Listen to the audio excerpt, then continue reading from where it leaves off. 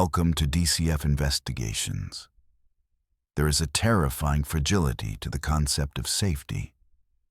We build walls, we lock doors, and we convince ourselves that the sanctuary of our home is impenetrable.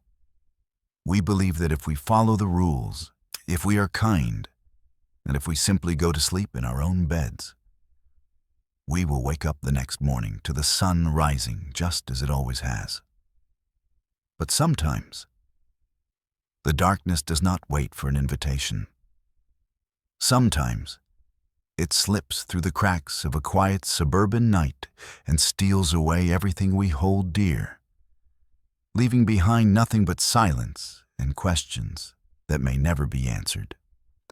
Tonight, we are traveling back to the summer of 1992, to the heart of the American Midwest, to examine a case that has haunted the city of Springfield, Missouri, for over 3 decades. It is a story of a graduation celebration turned into a nightmare. A mother and 2 daughters vanishing into thin air, and a house that kept its secrets with maddening stubbornness. This is the exhaustive chronicle of the Springfield Three. To truly understand the gravity of this disappearance, we must first immerse ourselves in the atmosphere of the time and place. The year was 1992. It was a time poised on the brink of the digital revolution, yet still firmly rooted in an analog world. Cell phones were rare, clunky luxuries, not the ubiquitous tracking devices we carry today. Social media did not exist to chronicle our every move. If someone left their home, they truly stepped off the grid. Springfield, known as the Queen City of the Ozarks, was a community that prided itself on its small-town values despite its growing population. It was the kind of place where neighbors knew each other, where doors were often left unlocked until the late hours, and where the violent crime waves of larger metropolises felt like distant thunder. The residents of Springfield felt safe. They felt insulated. But that illusion of insulation was about to be shattered in the early hours of June 7th. At the center of this tragedy are 3 women, each at a distinct and vibrant point in her life.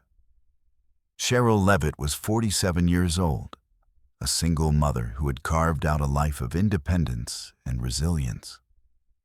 She was a hairdresser at a local salon, known for her sharp wit, her terrifyingly devoted work ethic, and her deep, abiding love for her daughter.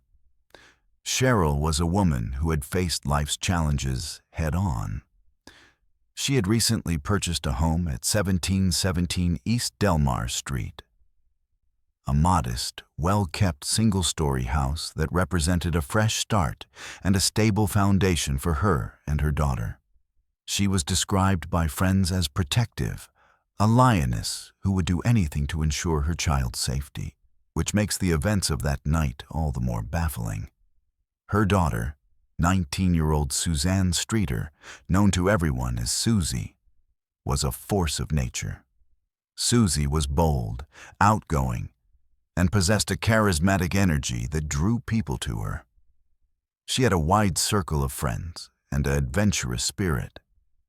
However, like many teenagers, she had experienced a tumultuous few years, but she had recently turned a corner.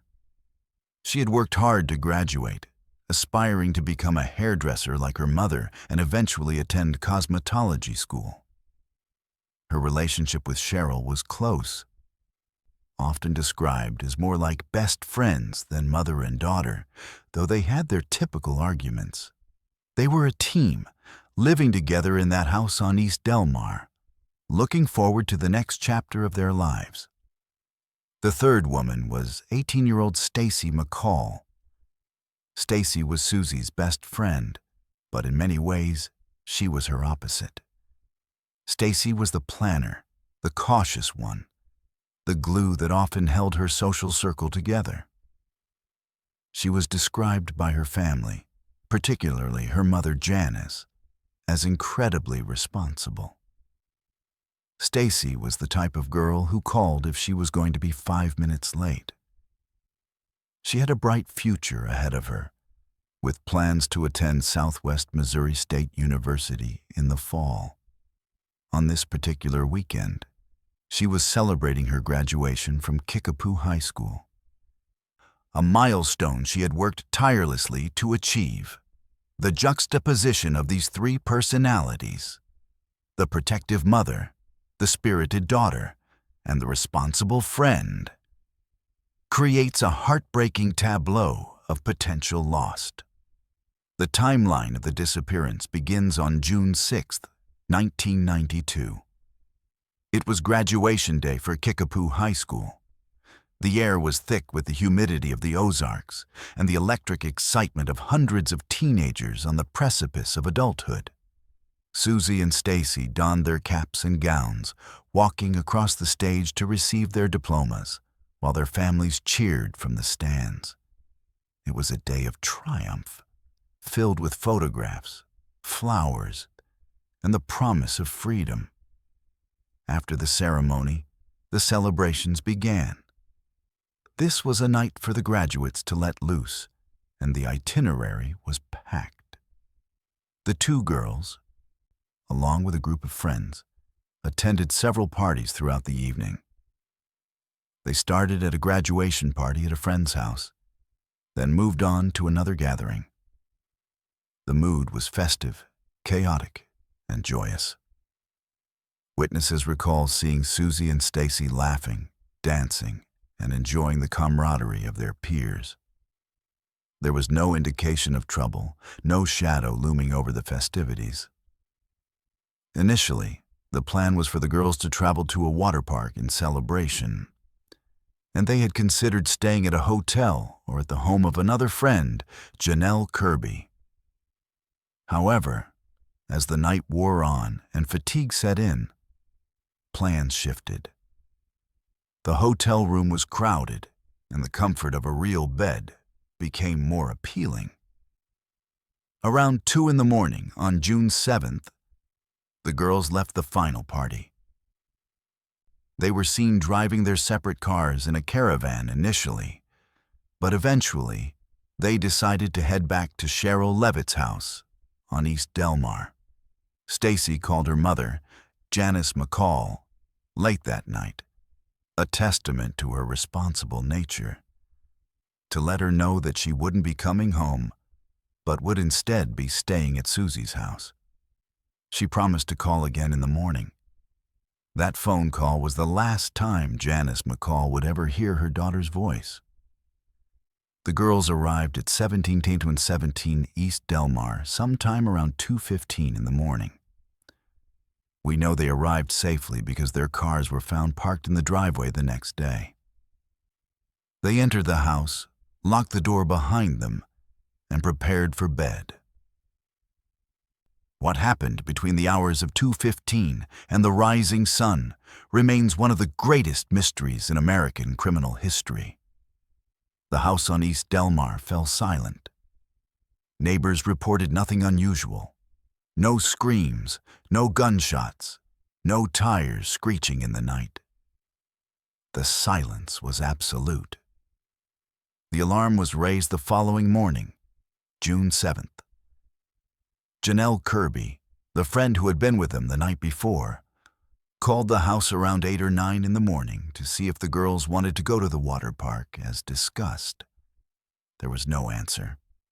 Assuming they were simply sleeping in after a long night of partying, Janelle and her boyfriend decided to drive over to the house. When they arrived, they found the cars in the driveway. Suzie's red Ford Escort and Stacy's Toyota Corolla were parked exactly where they should have been. Sherrill's car was also there. To Janelle, this signaled that everyone was home. She approached the front door and found it unlocked. This detail, while seemingly minor, would become a point of contention later. Was it unlocked because someone had left in a hurry? Or had an intruder forced them to unlock it? Janelle and her boyfriend entered the house. The first thing they noticed was the family dog, a Yorkshire Terrier named Cinnamon, who appeared incredibly agitated. The small dog was running around, yapping, and acting in a way that suggested distress. Janelle, thinking the dog just needed to go outside, let Cinnamon into the backyard. As they walked through the house, calling out the names of Sherrill, Suzie, and Stacy, the silence returned. The house was immaculate. There were no overturned chairs, no shattered glass, no bloodstains. It looked like a normal Sunday morning. In the bedrooms, the beds appeared to have been slept in, or at least the covers were pulled back. The girls' graduation clothes were folded neatly. Their jewelry had been removed and placed on nightstands. Most chillingly, in the bathroom, makeup removal wipes were found, suggesting that the women had time to prepare for bed. They had washed their faces, changed into oversized t-shirts, and settled in for the night. The abduction, whatever it was, had not happened immediately upon their arrival. It had happened after the routine of the night was complete. Janelle and her boyfriend continued to look around. In the living room, they found the women's purses. All three purses, Sherrill's, Suzie's, and Stacy's, were lined up on the steps leading down to the sunken living room. This discovery sent a cold shiver through the investigation later on.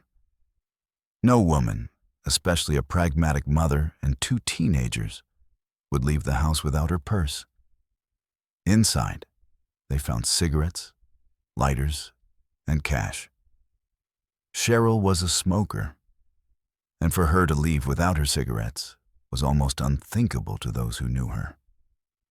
At this point, the gravity of the situation had not yet fully set in for the teenagers. They assumed the women had perhaps gone for a walk or run a quick errand, however unlikely that seemed without their cars. Then the phone rang. Janelle answered it. On the other end was an unidentified male voice. The nature of this call has been debated for decades. Some reports say the man made lewd sexual comments. Others suggest it was simply a wrong number or a prank. Janelle, confused and surrounded by the empty house, hung up. The phone rang again. She answered, and the line went dead. And then, a moment occurred that still haunts the case today. While waiting in the house, Janelle noticed the answering machine light was blinking. Thinking it might be a message from the girls explaining where they were, she pressed play. There was a message.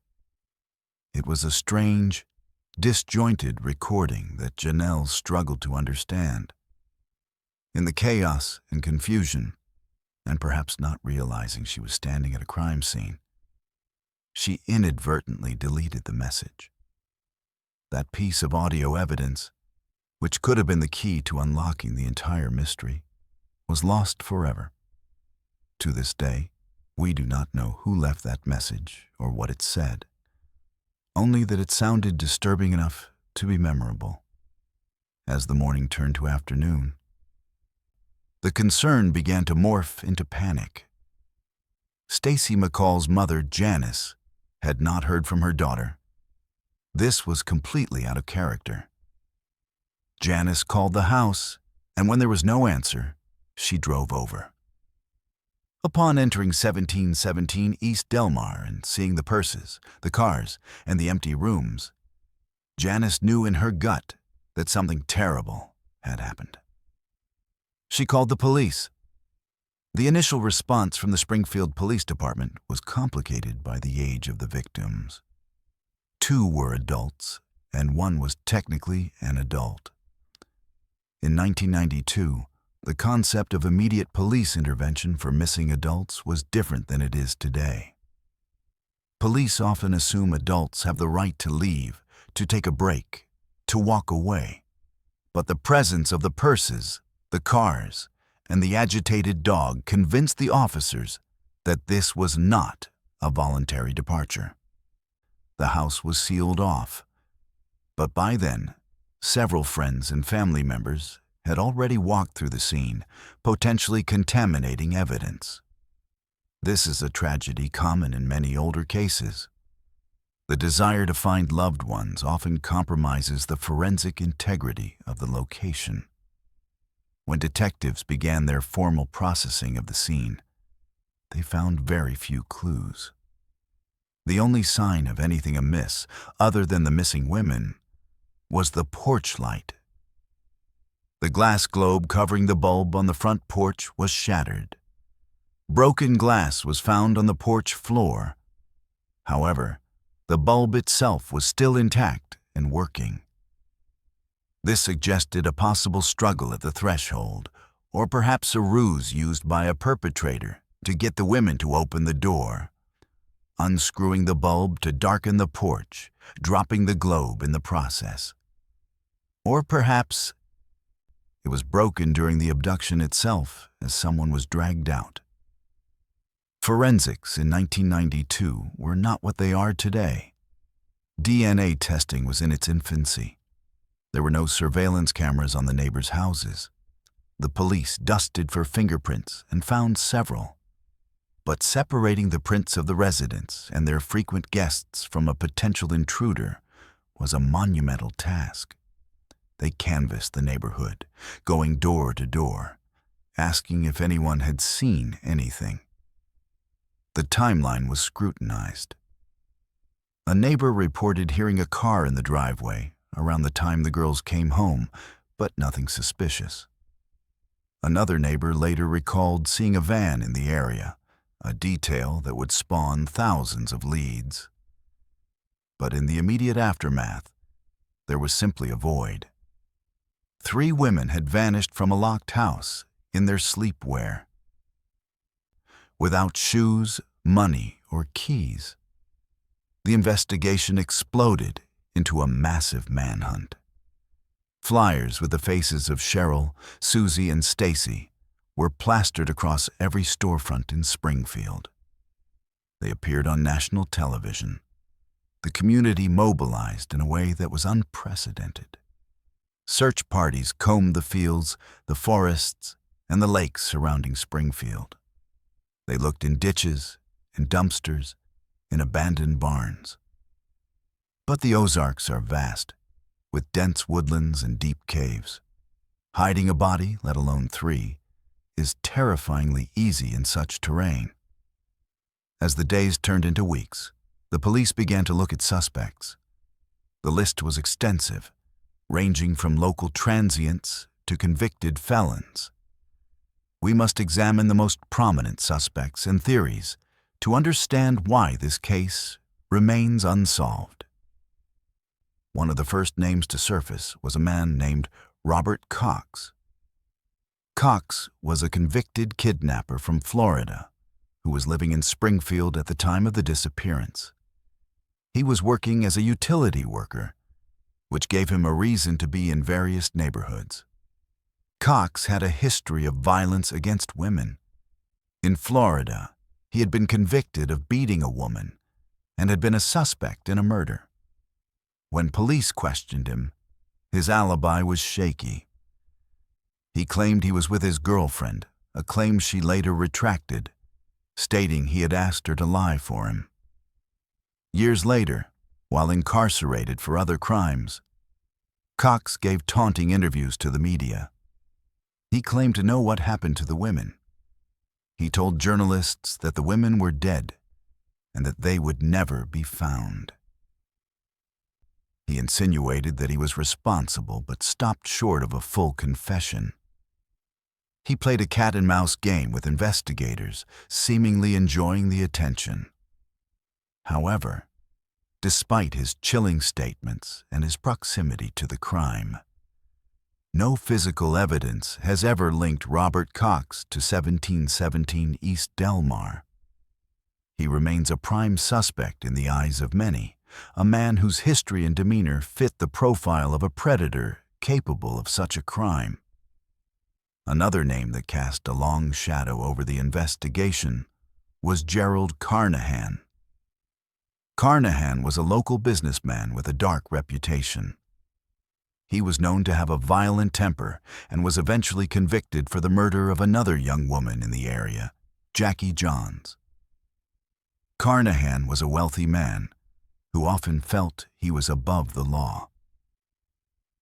There were rumors that Suzie Streeter had information about Carnahan's illegal activities, or that she had testified against him in a grand jury setting, providing a motive for silencing her. However, investigators looked into these connections extensively. While Carnahan was certainly capable of murder, as proven by his later conviction, the links to the Springfield Three remained circumstantial. He passed away in prison, taking any secrets he might have had to the grave. Then there is the theory of the green van. In the days following the disappearance, multiple witnesses came forward reporting a dirty, older model green van in the vicinity of the Levitt home. One witness, a woman delivering newspapers in the early morning hours, claimed to see a silver or light-colored van parked near the driveway. But the green van sightings were more persistent. A woman working at a local pornographic store reported that a man driving a green van had come in and made disturbing comments about the missing women shortly after the story broke. Police released sketches and descriptions, but the van and its driver were never identified. Was it a coincidence? Or was it the vehicle used to transport 3 women away from their sanctuary? We must also consider the transient theory. Springfield, being a hub of transit with major highways and railways, had a transient population. Some investigators theorized that a drifter, someone passing through town, might have spotted the girls or Sherrill and seized an opportunity. This theory posits that the crime was a random act of violence, a robbery gone wrong, or a sexual assault. The difficulty with this theory is the lack of struggle in the house. Controlling 3 women, one of whom was a protective mother, without a weapon or significant noise, suggests a level of control and planning that a random transient might not possess. It implies a perpetrator who knew the layout, or perhaps someone the women knew enough to open the door for, despite the late hour. However, the most enduring and controversial theory involves a location rather than a person: the Cox Hospital South parking garage. This theory has taken on a life of its own, fueling internet sleuths and conspiracy theorists for decades. In 2007, a tipster came forward claiming to have information that the bodies of Sherrill, Suzie, and Stacy were buried beneath the concrete of the newly constructed parking garage at Cox Hospital. The timeline seemed to fit. The garage was under construction in the summer of 1992. The theory suggests that the killer, potentially a construction worker or someone with access to the site, disposed of the bodies in the foundation before the concrete was poured. Rick Norland, a mechanical engineer, was brought in by a private investigator to scan the area with ground-penetrating radar. Norland found 3 anomalies in the concrete that he claimed were consistent with grave sites. The images showed disturbances in the soil beneath the concrete that were roughly the size and shape of human bodies. The revelation caused a media storm. The families, desperate for answers, hoped that this might be the breakthrough. They pushed for the concrete to be dug up. However, the Springfield Police Department and the hospital administration resisted. Their argument was based on the reliability of the radar. Experts for the police stated that the anomalies could be anything: tree roots, rocks, or settling soil. They argue that digging up a structurally integral part of a massive parking garage would be exorbitantly expensive and dangerous, costing hundreds of thousands of dollars, with no guarantee of finding anything. They stated that without corroborating evidence, they could not justify the excavation. To this day, the concrete at Cox Hospital remains undisturbed. Beneath the tires of cars parking there every day, the question remains: are Sherrill, Suzie, and Stacy lying in the darkness, encased in stone? Deep diving into the psychology of the abduction. We must ask, how does one person control three women? This is the central puzzle. If there was one perpetrator, he likely had a gun. He would have needed to establish immediate dominance. The fact that the women were likely in their bedrooms suggests he gathered them together. Did he knock on the door, claiming to be police? Or did he pick the lock? The shattered porch light globe hints at a confrontation at the door. If he gained entry, he would have had to keep them quiet. The fear of harm to each other is a powerful motivator. Sherrill would have complied to save Suzie and Stacy. Suzie would have complied to save her mother. Stacy, the peacemaker, would have tried to keep everyone calm. A single gunman could use this dynamic to march them out of the house and into a waiting vehicle. But could there have been two intruders? Two men would make the logistics of abduction much easier. One to watch the women, one to drive. One to control the room, one to check the perimeter. The lack of physical evidence points to a disciplined execution. They didn't leave fingerprints. They didn't leave DNA that was recoverable with 1992 technology. They didn't leave footprints in the yard. This suggests a level of sophistication or incredible luck. The aftermath of the disappearance destroyed the families left behind. Janice McCall became a fierce advocate for missing persons. She refused to let Stacy's name fade into history. She founded an organization to help other families navigating the labyrinth of grief and bureaucracy that accompanies a missing person case. She kept the porch light on for years, a symbolic beacon for her daughter to find her way home. The pain of not knowing is a specific kind of torture. It is a grief that cannot clot, a wound that stays open, bleeding freshly with every rumor, every anniversary, every false lead. For the community of Springfield, the case stole their innocence. People began locking their doors. The trust in neighbors eroded. The image of the three purses lined up on the stairs became a symbol of interrupted lives, of a narrative cut short in mid-sentence. Over the years, the case files have grown to fill entire rooms. Thousands of tips have been investigated. Police have traveled across the country to interview inmates. They have dredged lakes. They have followed psychics.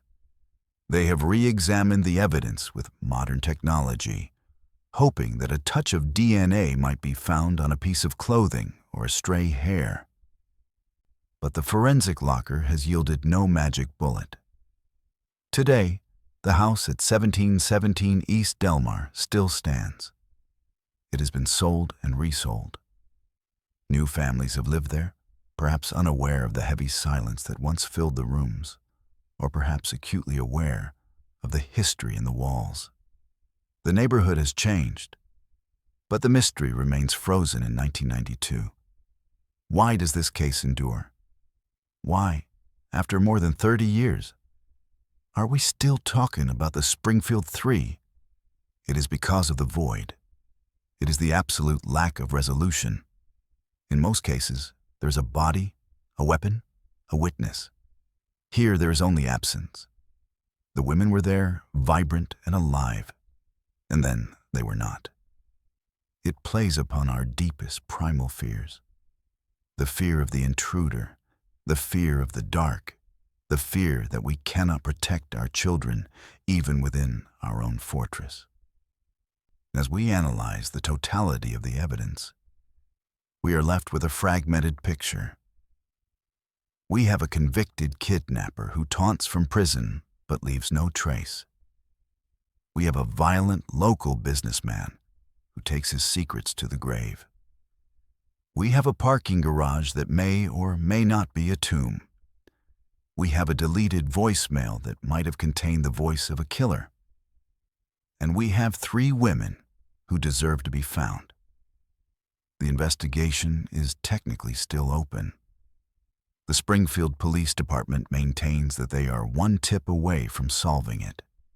They urge anyone who was in Springfield in 1992, anyone who heard a rumor, saw a van, or noticed a change in behavior in a friend or family member, to come forward. Allegiances change over time. Fear fades.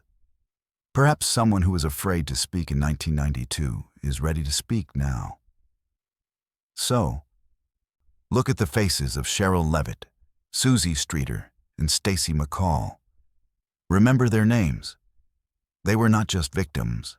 They were women with dreams, with laughter, with futures that were stolen.